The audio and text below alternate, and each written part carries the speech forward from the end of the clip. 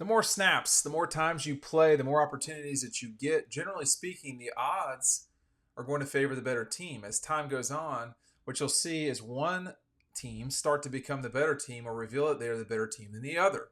I believe that's what was starting to happen in the second half of Georgia Alabama. If I'm Carson Beck, I'm saying, give me a chance at Alabama.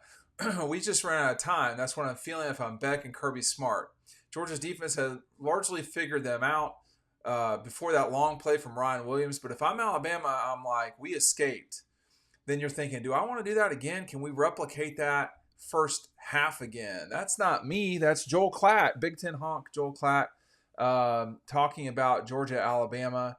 And some of this stuff I agree with. Some of it I think is wrong. The notion that Georgia ran out of time, they threw a pick in the end zone. Time was not an issue at the end of this game, which is, I have a lot to say about time in the second half. That was not well managed by Alabama at all. I'll tell you that. I think a lot of the coaching in the second half, the first half coaching from Georgia was bad, clearly. The second half coaching from Alabama nearly cost them this game. Just straight up. I mean, we're not at the point where we're using hand signals anymore. You can directly talk to players in their helmets on the field. There's no reason that Jalen Milroe was snapping the ball with 15 seconds on a running play clock. I mean, that just makes no sense. And there were plenty of times where, Alabama, 3 and outs are not ideal in any situation. You're not running clock on 3 and outs. I mean, that's about at best 2 minutes that you're running on clock. But there were multiple situations where Alabama had the ball and could have run clock, and they didn't. 3rd and 4 at the beginning of the series. I mean, they're up 23 points or whatever it was at the beginning of the first half. And they go, they go run, and then an incomplete pass. It's the first drive. Is that a big deal? No, until Georgia scores and makes it a 2-score game. And then you follow that up with a field goal, which was great. Then you're back up 18 again. But then here comes Georgia flying down the field. And in the fourth quarter, Georgia totally outplayed Alabama in every way. They just did. It was crazy. And then you go back to, we're throwing the ball on 3rd down and 4. I mean, like this game should not have been like that. There were some mistakes. I'll just put it that way. But, to say Georgia largely figured them out before the long play from Ryan Williams, I mean, the long play from Ryan Williams was what won the game for Alabama. That and the end zone interception. So you can't take away the most notable play of a notable fourth quarter. I mean, there were a lot of really great football plays in the fourth quarter of Georgia Alabama. I can't tell you how many there were, but that particular play was exceptional, and it cost won Alabama the game. It cost Georgia the game. So and he talks about how that was a big deal for them. Georgia didn't run out of time. They had 60 minutes. They just didn't win the game. As it relates to the beginning of of his statement, I think he's probably right here, but we don't know that yet. And I'm going to later in the video give you 3 examples of when that was the case, where the longer you played, the more it became evident who the better team was. So I'll get to that in a second. And and all 3 examples are not splits either, where one team won one time and then the second time they didn't, and all this stuff. No, it wasn't like that. But the one question I want to talk about here, and I'm sure that all the Alabama folks who have discovered Dawg Post, welcome. I've been covering the Southeastern Conference for 24 years. This is year 24, and I covered Georgia. The question that Joel Klatt posed was, can we replicate that first half again, talking about Alabama? So let's review their first half just very quickly. If you're new, I love drive charts. Here was Alabama's first half. Touchdown, touchdown, touchdown, touchdown. Turnover on downs. Interception. Punt. Could you replicate? First of all, how many times are you going to have that many drives in a half? The answer is that's on the higher end, okay? How many times are you going to score touchdowns 4 drives in a row? That's not common. I'm just going to tell you that right now. I mean, that's not a normal thing. And for the record, the bulk of those drives were 67-yard drives or longer. So, only one of those drives was like a gimme, which was the 20 where they got the ball at the 22-yard line. I mean, other than that, Alabama drove the field. Jalen Milroe drove the field. And then, from that point forward, it was a completely different game. I mean, it went downs, interception, punt, field goal, punt, touchdown, and then kneel. So the kneel, like of the 9 real drives after the 28-point lead, they scored 11 points. That's all they needed. But it wasn't great. Like, it wasn't ideal. So, and then you look at Georgia's drive chart: punt, interception, punt, touchdown. Like, the interception is not ideal, and then you follow it with an interception, then you follow it with a safety, and then they go in the second quarter, in the second half, they go punt, touchdown, fumble, touchdown, interception. They sort of, their first half, the second half at Georgia mimicked the first half at Alabama. So for Alabama, the question perhaps too for Joel Klatt is, can Georgia replicate that in the second half? It's going to be hard, man. They almost had 300 yards of offense in the fourth quarter, Georgia. It was like 275 or some crazy number. So I don't think so. I don't think either of these two teams would play such lopsided halves if they play in the future again. My suspicion is they probably will. I don't know. I mean, Texas and Tennessee and all that, we'll just have to see. But, it also doesn't work that, in today's college football, you actually do get second chances. That's not always been the case. And so Georgia, if they get a chance, is going to have to take advantage of it. They've got, are they the better team? Joel Klatt seemed to say that, but they did not prove that Saturday night. So, but I don't disagree with what he's saying here. The more snaps, the more times you play, the more opportunities you get. Generally speaking, the odds are going to favor the better team. As time goes on, you will see one start to become a better team or reveal that they are the better team than the other.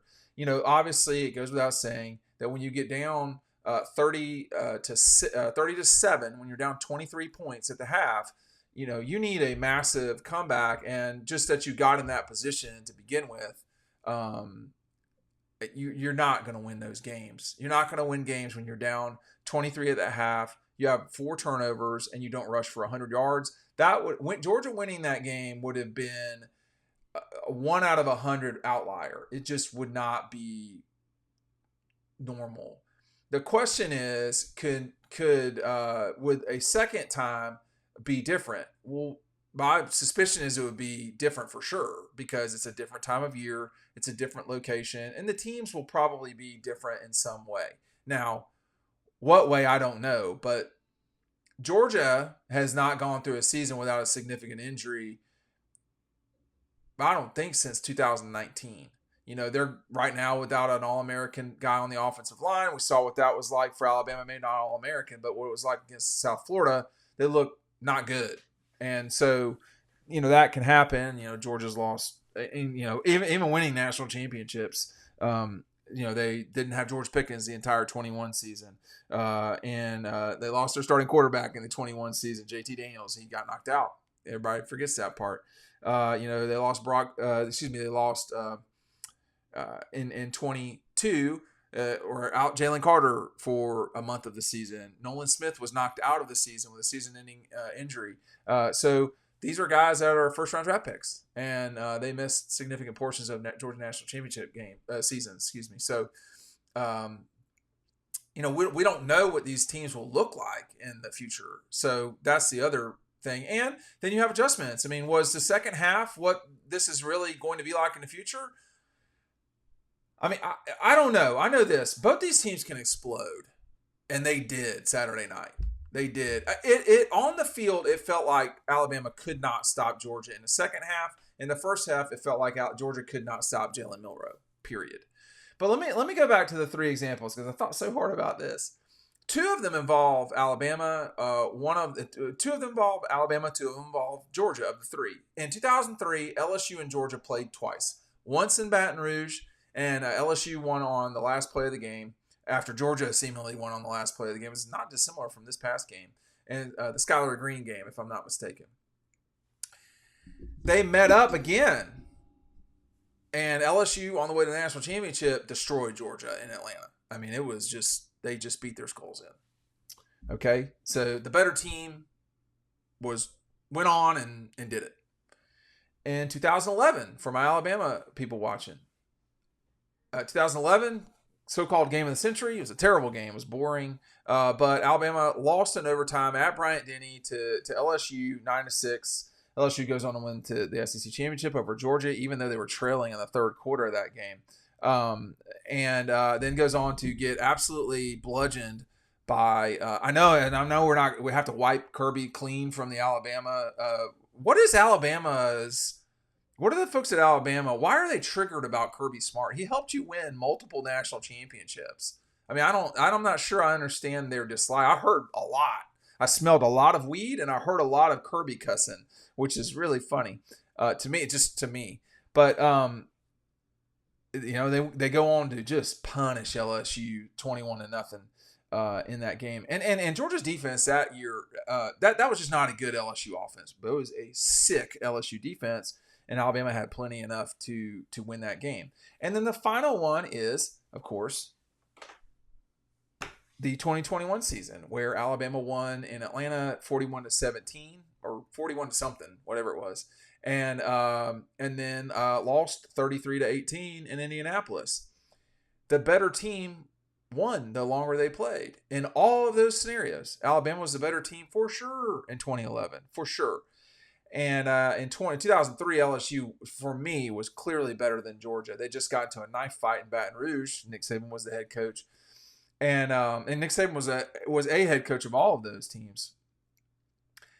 Now we're going to see this more and more and more, y'all. I mean, you're going to see teams playing one another, multiple times in a season. Georgia's dealt with that lately. The Alabama game in 20 the Georgia Bama have played twice in 21.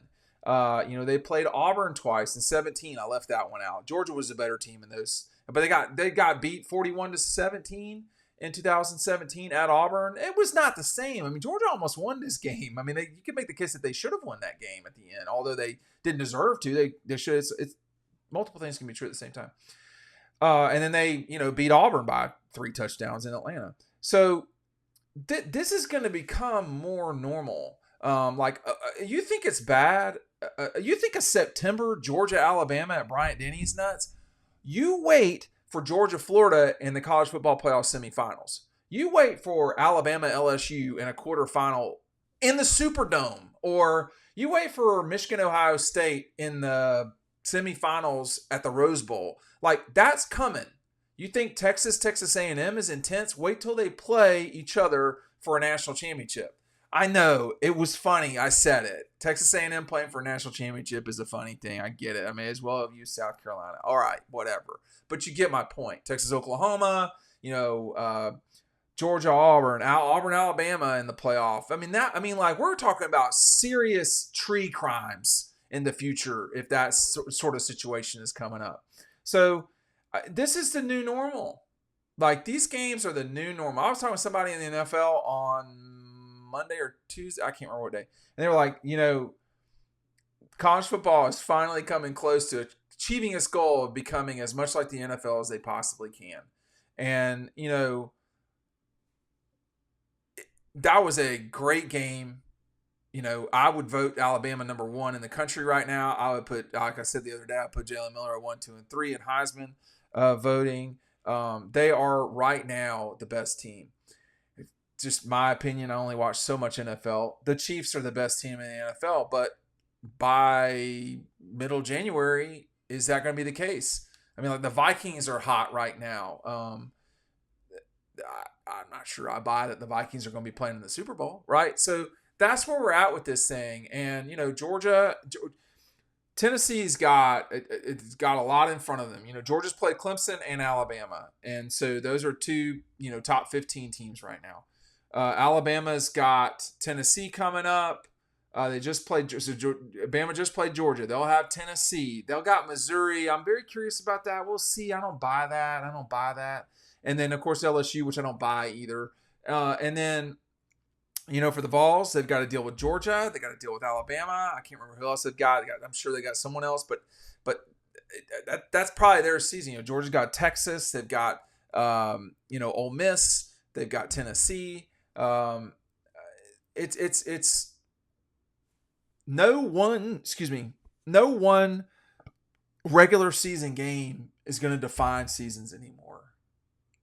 We're past that. And I think what Joel Klatt is getting at, I don't think it's quite clearly what he's getting at is, everybody's going to have to get used to playing other teams multiple times, particularly if you are Alabama, Georgia, Texas. Like right now, if you are Tennessee, Georgia, Bama, Texas, Ohio State, maybe Ohio State, we'll see. If you're that group of like 5 at the top, Oregon, maybe, I don't know. What's going to matter a lot right now is coaching and development in season. And that's going to be a real challenge for everybody. I mean, like, that's always been a big deal. But like Kirby was talking about it on Monday. He was talking about how, at this point in the season, Jordan Davis had not played as a freshman. Ladd McConkey was redshirting and all this stuff. Jordan eventually played. It was a very big deal as that season went on in 19. And of course, he became a very, very good player. Was that 18? I can't remember which season was Jordan's first. I can't remember, but you get my point. Quay Walker, Ladd, guys that just kind of came along. We're going to see more and more of that. But the thing about it is now, like, who does Bama not have? Who do we not know about the general public about that are at Alabama that are going to need to come along? Whether it's because of out of necessity, because of there was that position's not great, or because of injury. The same thing at Georgia. I mean, Tate Ratledge, their All-American offensive lineman, has played 2 games basically, and he will be back, right? You're going to get more running back action from Georgia with Roderick Robinson coming back. So these teams, Georgia's got to get better. Alabama's got to get better. You're not going to be able to win this thing in September.